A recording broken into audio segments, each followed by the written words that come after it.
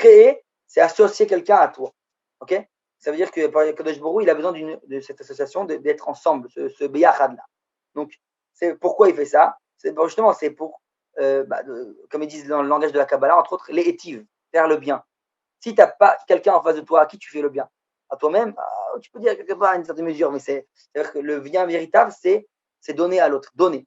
Dieu, de manière générale, qu'est-ce qu'il fait tout le temps? On n'a rien à lui apporter véritablement. Il est tout le temps en train de donner. Donc nous, on doit lui ressembler en donnant. Mais comme tu vois, pour pouvoir donner, il faut pouvoir qu'il y ait quelqu'un qui reçoit en face. Et ça, c'est une relation. C'est une relation Mais minimale. comment tu peux Ouais, savoir que ce que tu donnes, c'est à la hauteur de ce que lui veut? ça, c'est tout le travail d'une vie. C'est le travail de toute une vie. La Vodat Hashem, c'est ça.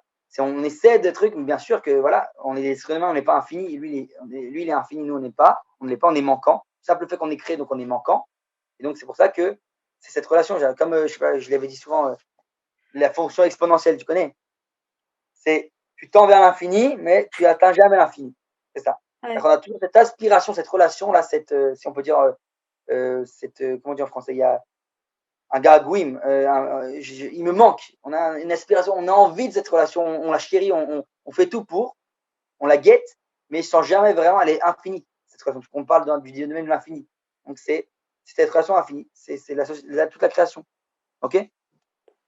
Et donc ça vient s'exprimer dans tous les domaines de la vie. Hein. C'est-à-dire que, comme une fois, on parle de Dieu, c'est pas une espèce de créature spirituelle dans les cieux, Dieu. Dieu, c'est l'essence de tout. C'est l'essence de tout du monde entier.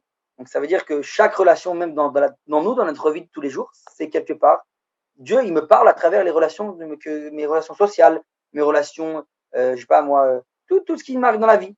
Ce qui m'arrive au niveau de ma vie personnelle, mes épreuves personnelles, ce qui nous arrive au niveau même national, ce qui nous arrive au niveau aujourd'hui du monde, voilà, la corona entre autres, en ce moment, le monde, tout ça, Kadosh Baruch Hu nous parle à travers ça. C'est un des grands secrets d'ailleurs de Manitou, qui répète souvent, c'est que Kadosh Baruch Hu nous se dévoile à travers l'histoire.